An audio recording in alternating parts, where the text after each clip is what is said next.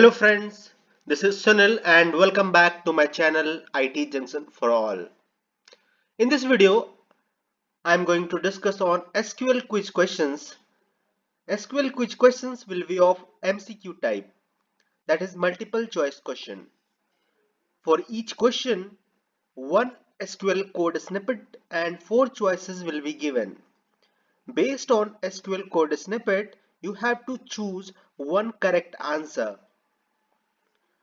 So once you read the question, you can pause the video and think for the solution. Once you are ready with the solution, you can play the video again and see the correct answer and its explanation. Once you are done with all the question, you can comment how many questions were correct for you. So guys, let's start. Here comes the first question. What will be the output of following below SQL code snippet? You can see we have two tables over here, passenger table and the reservation table. For passenger table, we have the PID column, passenger name and age, and for reservation table, we have PID column, class and TID, that is ticket ID. So using these two tables, we have to derive the correct response based on this SQL code snippet. So guys, please pause the video and think for the solution. The correct response is option C and its value is 1 and 3. Let's switch to SQL Server for the explanation of the correct response.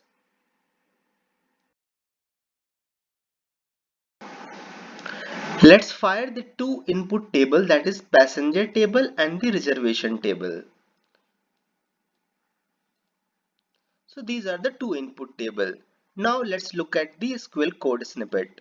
Select PID from reservation where class is equal to AC.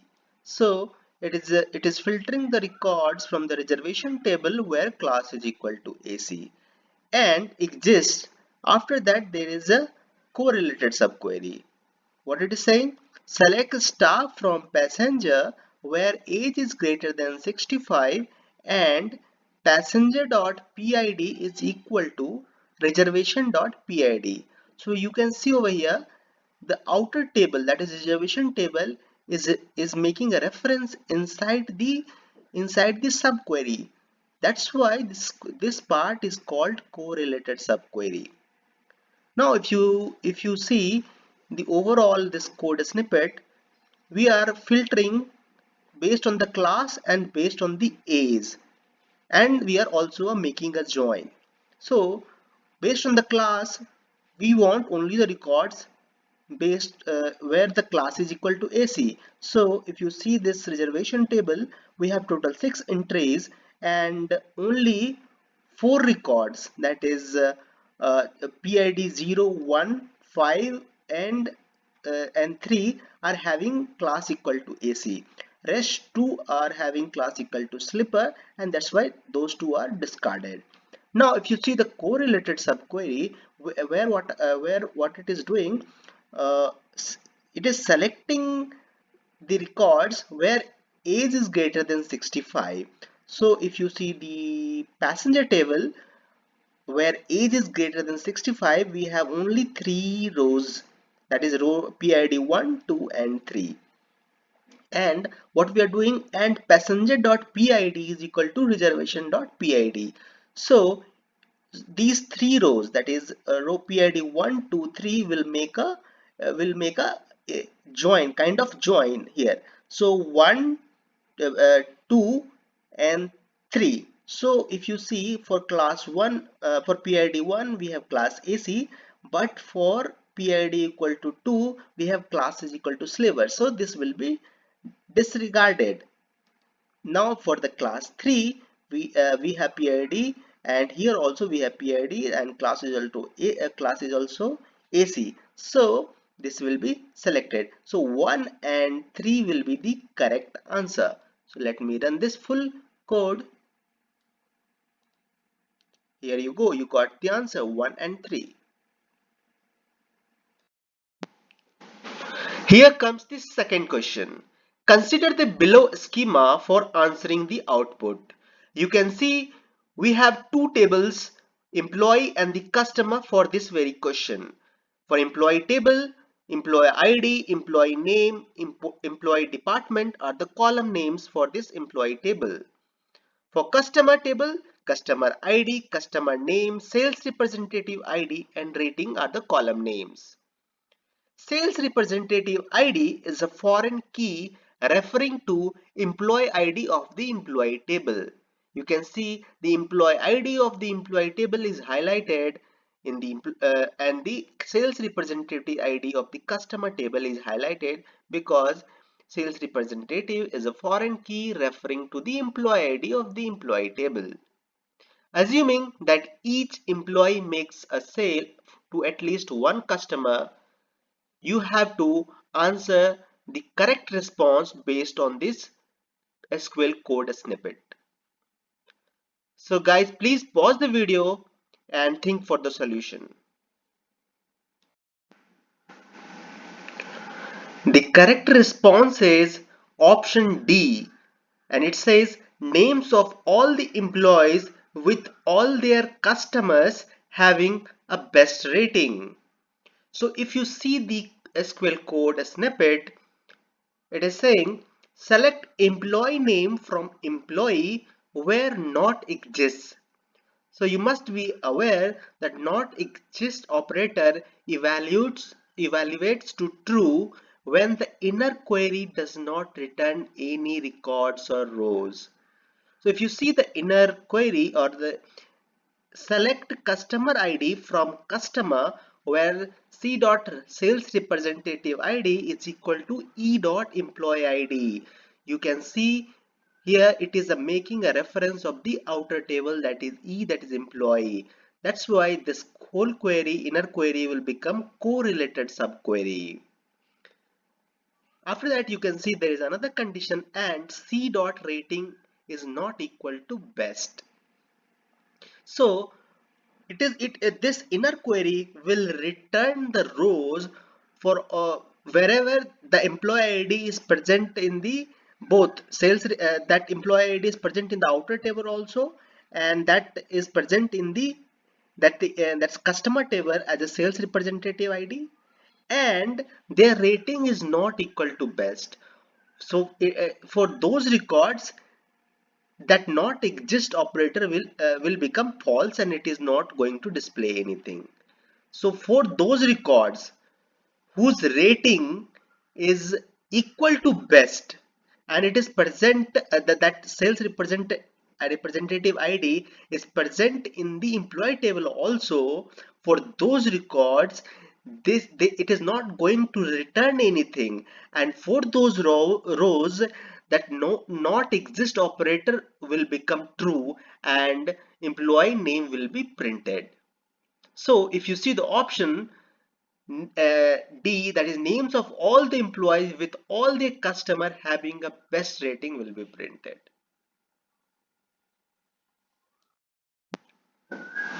Here comes the third question.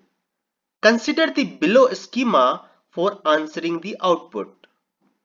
For this very question, we have only one table called employee table, and it has the column names as name, gender, salary, and department name. Now, using this code snippet, you have to select one correct response, which this code snippet will return the names of the department in which. Now you have the four options. So guys, please let's pause the video and think for the solution.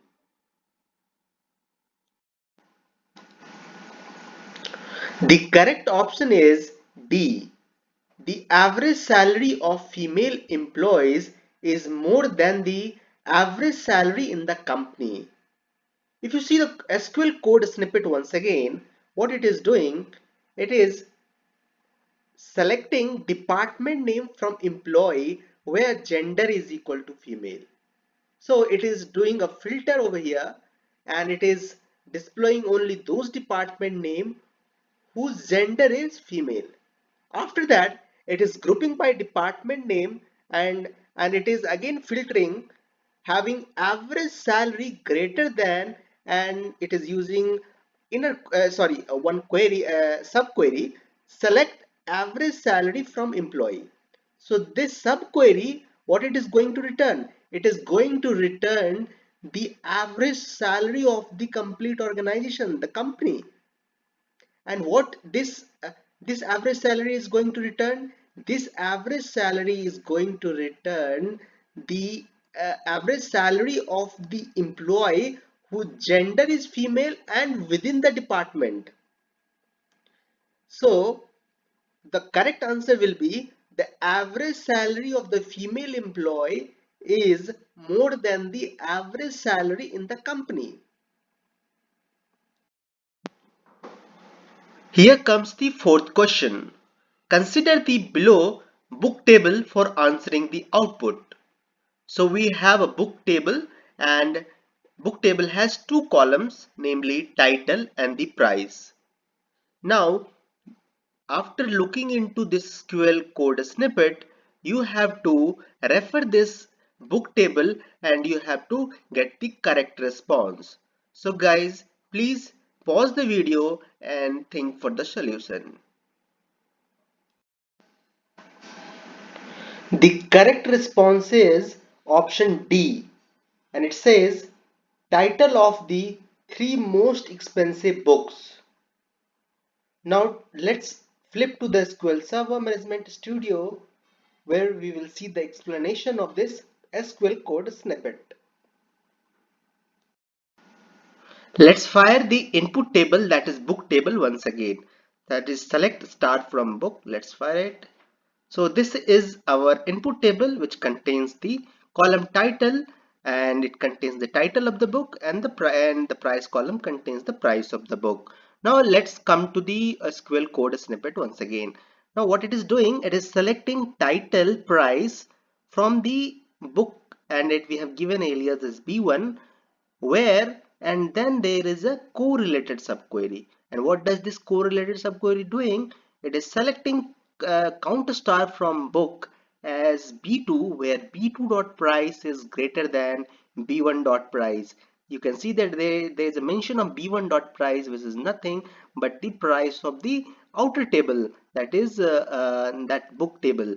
So there is a reference of the outer table inside a subquery. So this query becomes correlated subquery, and the result of this query should be less than 3. So for every selected book title from the outer table, the subquery returns the count of those books which are more expensive than the selected book. So let's see, let's try to understand with the example. So count star, this count star will be 0 for the most expensive book. Let's try to understand. Let me replace with 3 with 0.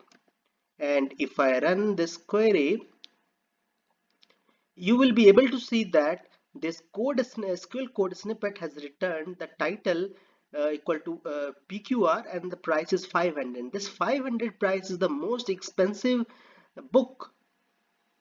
Now if I make this 0 equal to 1, now if I run once again, now you can see it has returned the second most expensive book, that is 400. Similarly, if I put 2 over here, it will return the third expensive book, that is 300. So if I put here instead of equal to less than 3, so what it will return? It is going to return top 3 most expensive book. Here comes the fifth and the final question. Consider the below case statement for answering the output. You can see the snippet where it is written select case when 1 is equal to 1, then 1, when 2 is equal to 2, then 2, when 3 is equal to 3, then 3, and end. Now you have to choose the correct response. Pause the video and think for the solution.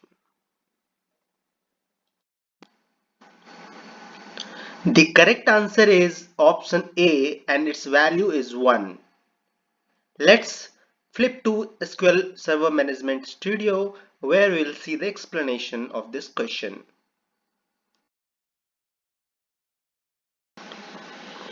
If you see the SQL code snippet, it is selecting case when 1 is equal to 1 then 1, when 2 is equal to 2 then 2, when 3 is equal to 3 then 3, and if you see all the three statements are true, but we know that in case statement, if the first statement or the whichever statement which is executed and it returns true, it is not going to check the further statement.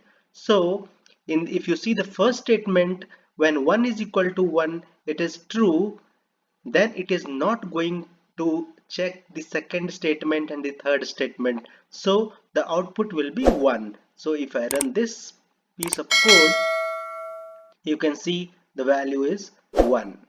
So that's all for this video, and that's all for this quiz as well. If you have liked my quiz, please do like the channel and do subscribe my channel, and please put your marks or whatever correct answer you have got in this quiz in the comment section. Thank you and thanks for watching.